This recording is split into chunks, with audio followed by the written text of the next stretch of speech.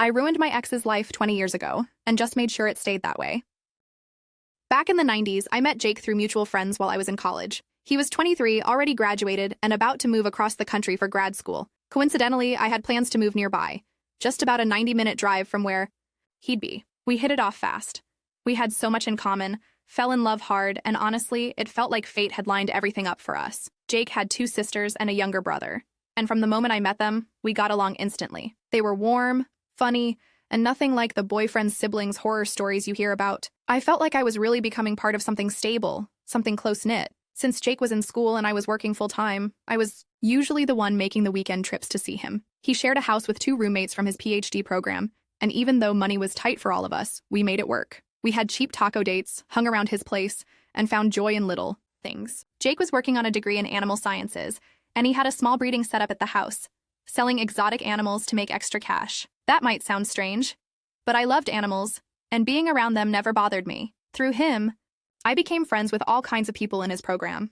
Faster than he did, actually. One of my favorite people was Mary, the wife of Jake's advisor. She worked in admin at the university and was this warm, sharp, mid-50s woman who became a kind of weekend lunch buddy for me whenever I visited. I felt like I was building a real life there. Friends, connections, the whole thing. But then, after about 2 years of dating, something shifted. We were lying in bed together one weekend. Nothing unusual, just relaxing.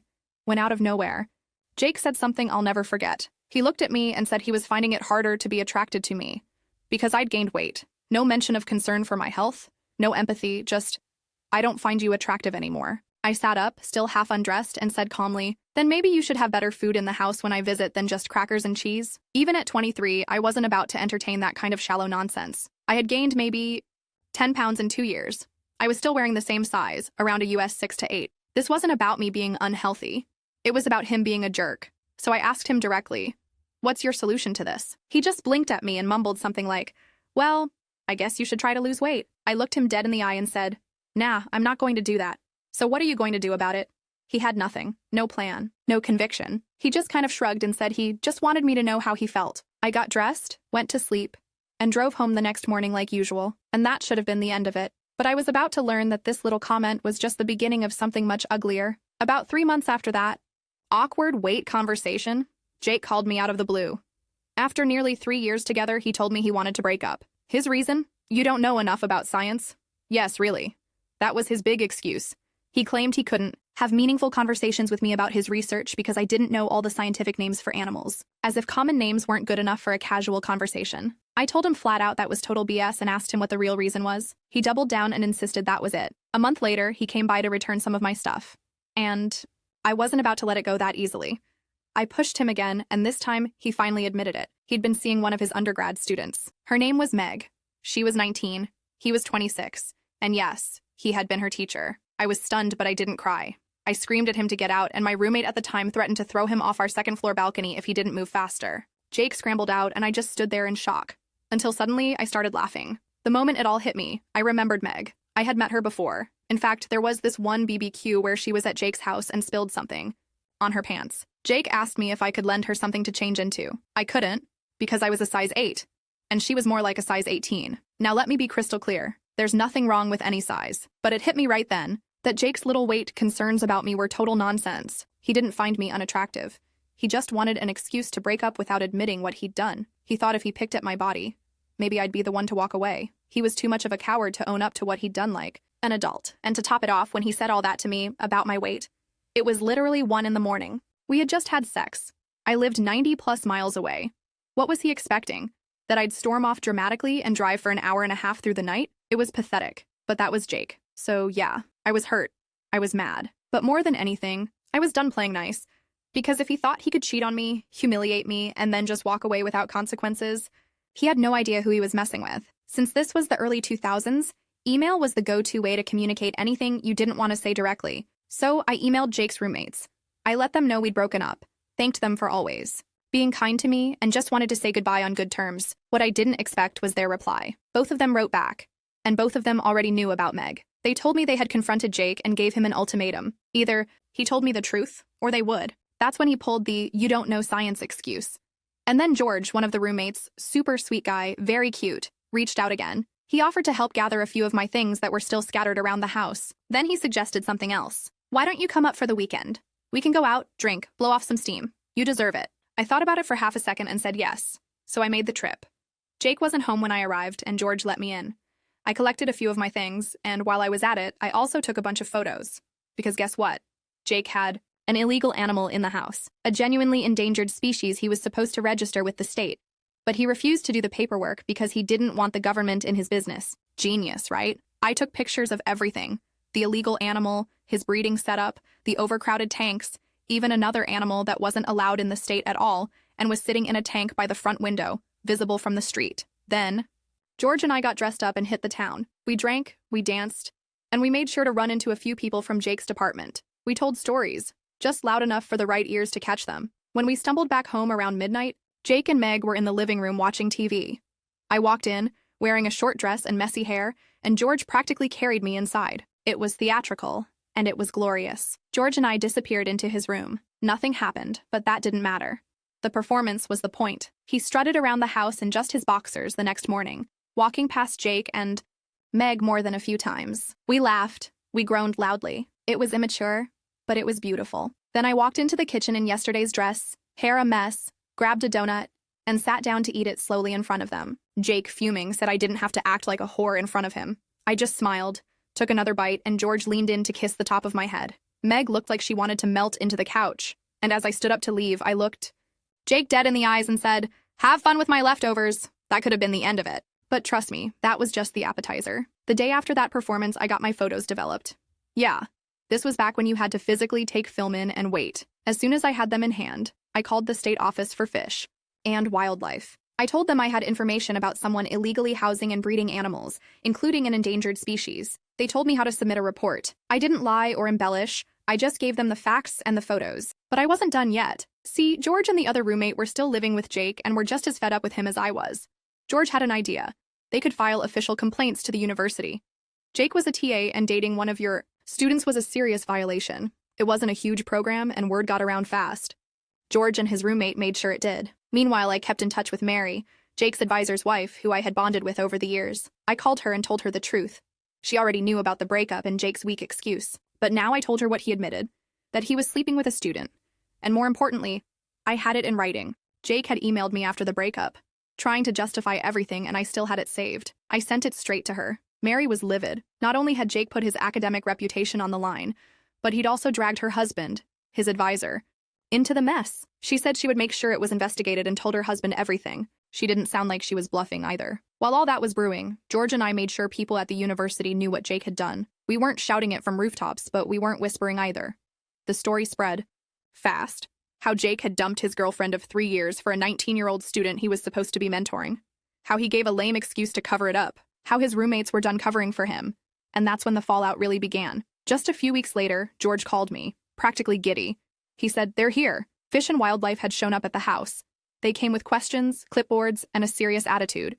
George greeted them at the door and made it clear he'd cooperate fully. Meg happened to be there at the time and tried to act casual, telling the officials that, as far as she knew, all the animals belonged to Jake and were totally legal. Nice. Try, Meg. But the thing is, one of the animals was in the backyard, totally visible to anyone walking by. The others, visible through the window. That gave officials enough cause to take a closer look.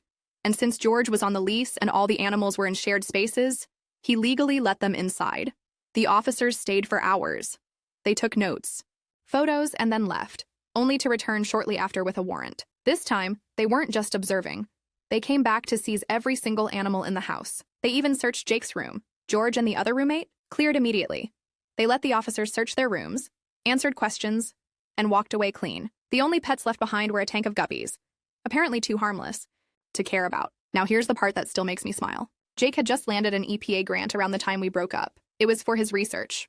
Federally funded, serious money, around 30 grand. So I made another call, this time to the EPA. I asked how to report someone who had just received a federal grant, but was now under investigation for illegally harboring endangered animals. They took my statement and said they'd look into it. Spoiler alert, they did. Jake lost his EPA grant. Not only that, he had to pay restitution on the money he'd already used, nearly $30,000. And it didn't stop there. Because he had broken state laws, he was also hit with a $15,000 fine. He avoided jail only because the animals were healthy and well cared for. But he lost all of them. Thousands of dollars worth of breeding stock, gone in a single day. Two of the animals, the ones that were especially illegal, were relocated to a nature center nearby. I used to stop by and visit them when I was in the area. It was weirdly sentimental. I guess you could call them my victory mascots. Jake's university responded just as harshly. His scholarship was revoked. He was fired as a TA for inappropriate conduct. Technically, he wasn't expelled, but he might as well have been. His reputation was wrecked, and his academic future was toast. And the funniest part, if Jake had just waited 4 weeks, literally 4 weeks, until Meg finished his class, he could have dated her without breaking the rules. But nope, he was so arrogant and careless he couldn't even wait a month to make it official. He thought he could get away with it all. Instead, he lost everything. After all that chaos, I moved on with my life. I stayed in touch with Jake's sisters and brother.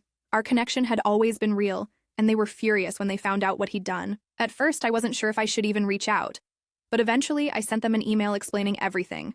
The cheating, the weight comment, the lies. Apparently, Jake had told his family that we broke up because of distance. Just distance. So I forwarded them his emails, the ones where he talked about falling for Meg, where he apologized for cheating, and where he said, and I quote, that I couldn't keep up with him academically. You know, the brilliant genius who lost his PhD, his scholarship, and his grant in one fell swoop. One of his sisters responded with something that made me laugh out loud. She said that at a co-ed bridal shower, Jake had loudly complained that all his siblings were still friends with me, but none of them had made an effort to embrace Meg. His sister apparently looked him in the eye and said, I don't make a habit of being friends with homewreckers. And that's how Jake's parents found out the real story, 10 years after it all happened. As for Jake, he convinced his dad to pay for 1 more year of school and walked away with a master's degree instead of a PhD. He went back to breeding animals. Meg dropped out of science and became an accountant. They got married and had 2 kids. Meanwhile, I accidentally stumbled into a career I love. I eventually got my own master's degree in science communication. Yep. The girl who didn't know enough about science now helps scientists and doctors explain their work to regular people. I work with everyone from small-town hospitals to government agencies. I've worked with museums, pharmaceutical companies, even film and TV producers. I travel. I give lectures. I stay curious, and I love every minute of it. I never went around bragging about what happened. I didn't need to. The best revenge was living a good life, while Jake fumbled through the wreckage of his own making. But then 20 years later, something unexpected happened. A few weeks ago, more than 20 years after it all went down, I was invited to give a guest lecture at a major university. The topic? Science communication, my specialty. The room was packed, about 250 undergrad and grad students, all eager, all sharp. After the talk, I was mingling with the students, answering questions, just enjoying the energy, when I heard a voice behind me. Hey, OP. Long time no see. I turned and there he was, Jake. My brain didn't even flinch. I looked him dead in the eye with a completely blank expression and said, I'm sorry? Have we met before? I wasn't pretending. At that moment, I truly didn't feel anything. No nerves, no panic, just pure instinct to shut him out. He blinked, confused. It's me, Jake. I kept the act going. I'm sorry, I just can't place you. Have we met at another workshop or lecture? And then finally, I gasped like it just clicked. Oh my goodness, Jake! Wow, I guess I blocked you out. Then I smiled and added, well, lovely to see you, and moved on before he could get a hug in. I thought that was the perfect ending. Poetic, clean, satisfying. I had just spoken at a prestigious science department while he sat in the audience like a ghost from another life. But the universe wasn't quite done. That night, the department chair and a few faculty members took me out to dinner. While we were chatting, one of them said casually, so, you know Jake? I said vaguely, yeah, from many years ago. Why? They told me he'd been on campus the past few days. He was interviewing for a teaching position. Apparently, they were close to offering him the job. I tried to stay calm, but I couldn't help it. I scoffed. When they looked at me curiously, I said, sorry, I'm just surprised he's still teaching after what happened at University X. Their eyebrows went up. What happened? So I told them. He had a relationship with a 19-year-old student while he was her TA, that he lost his scholarship, that he was quietly allowed to leave with a lesser degree. I didn't add drama. I didn't exaggerate, just the truth. They looked at each other like a fire alarm had just gone off at the table. Wow, one of them said. We'll have to look into that. A few days later, I got a call from Mary, Jake's old advisor's wife. She'd retired recently but still kept in touch with people at the university. She told me someone had called to do a background check on Jake. And when they pulled his old file, it had everything. The complaints, the emails, the scholarship loss, even a copy of the arrest record from the illegal animals. Turns out, Jake's dad had paid for a good lawyer to get that part expunged, but the university still had the original documentation. All it took was the right question from the right person to make it matter again. I don't think he's getting that job, and I didn't need to lie. I didn't need to exaggerate. All I did was speak the truth to the right people, at the right time. So I'll go back to my life, my lectures, my work, my travels. I'll shimmy into my size 10 pants and keep helping scientists explain things to people like me, the ones Jake thought were beneath him. If I can pass one lesson on, it's this. If someone who claims to love you mocks your appearance, tells you you're not smart enough, or tries to make you feel small, that's not your burden to carry. That's their flaw. And sometimes karma just needs a little nudge. The case has been heard. The stories have been told. Now it's your turn to judge. Leave your verdict in the comments. Like, share, and subscribe. The Court of Stories is always in session.